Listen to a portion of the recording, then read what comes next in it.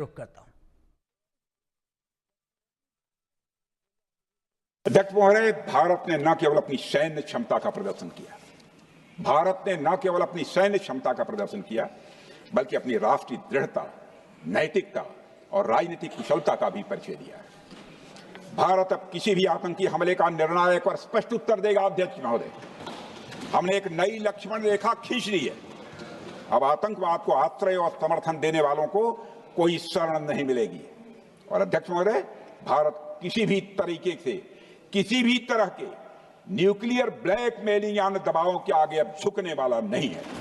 वे 26 लोग जो जिनके परिवारों में आज कोई गुजर गया, वे ये भी जानना चाहता है कि 100 दिन गुजर गए और वे 5 दहशतगर्दियों को यह सरकार पकड़ नहीं पाई।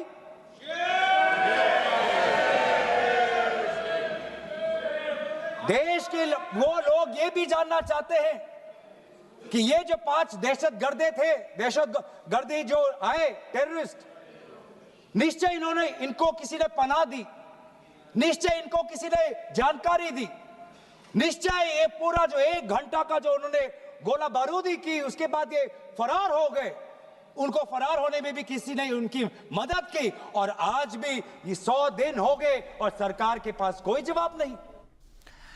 मुझे लगता है गौरव गोगोई जी संसद में जिस चीज का जवाब मांग रहे थे उसका जवाब अभी इस वक्त चल रही है शायद सेना के वरिष्ठ अधिकारियों, चिनार कॉर्प्स के वरिष्ठ अधिकारियों की प्रेस कॉन्फ्रेंस या नहीं, मैं स्पष्ट तौर पर नहीं कह सकता, लेकिन उसमें स्पष्ट हो जाएगा कि मारे गए जो आतंकवादी हैं उनका सीधा संबंध किस रूप में था पहलगाम हमले से, जिनको कल रात के एनकाउंटर में ढेर कर दिया गया है। तीनों पाकिस्तानी और तीनों की डिटेल सब सामने आ चुकी हैं।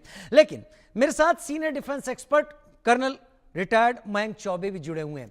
कर्नल साहब, मैं आपसे कोई सवाल नहीं पूछूंगा, आपने अपनी जिंदगी का एक बड़ा वक्त अपनी जिम्मेदारियों को वहां पर गुजारते हुए बिताया है जहां पर हम बातचीत करने की बात तो नहीं, परफॉर्म करने की स्थिति में होते हैं। Don't ask why we are here to do or die, इस स्थिति में आर्मी के लोग होते हैं।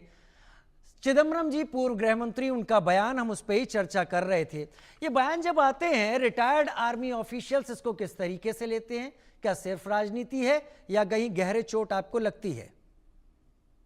राजीव जी, गहरी चोट तो मैं कह नहीं सकता, परंतु दुख अवश्य होता है, क्योंकि भारतीय सेना जो है देश की रक्षा करती है, किसी भी नागरिक की पॉलिटिकल आइडियोलॉजी को देखती नहीं है।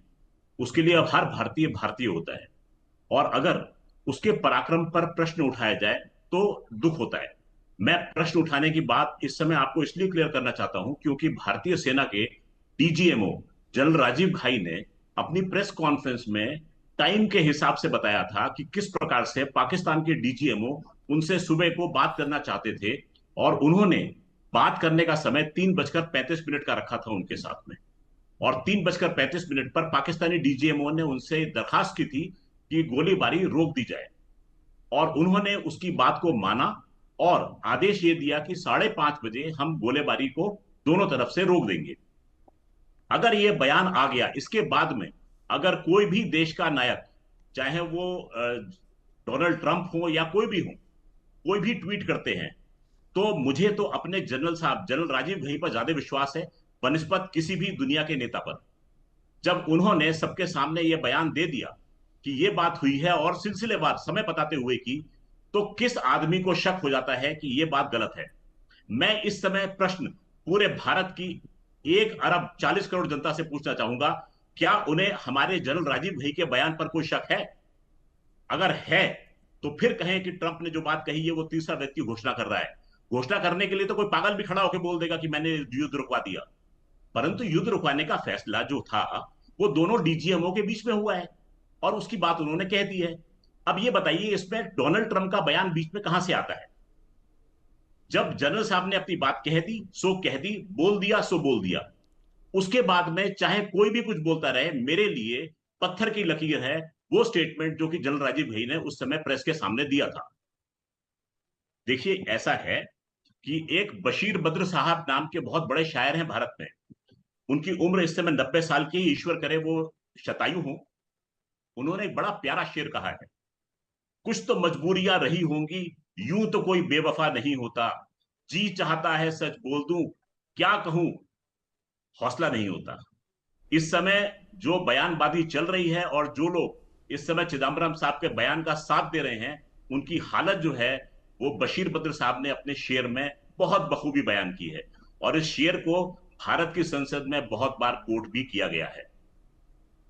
तो इस समय मेरे पास में और भी साक्ष्य हैं जो कहते हैं कि किस प्रकार से एक इंडिपेंडेंट बॉडी जो थी उसने बताया है कि भारत के ऊपर जो पहलगाम में अटैक हुआ था उसकी टेरर फाइनेंसिंग कैसे हुई थी। अगर ये बात आगे चलती है तो वो खुलासा भी मैं आपके सामने रखूंगा। नहीं, ये आपको आपको प्रिलिमिनरी आपको जरूर मौका देंगे मयंक जी चौबे सर, लेकिन जी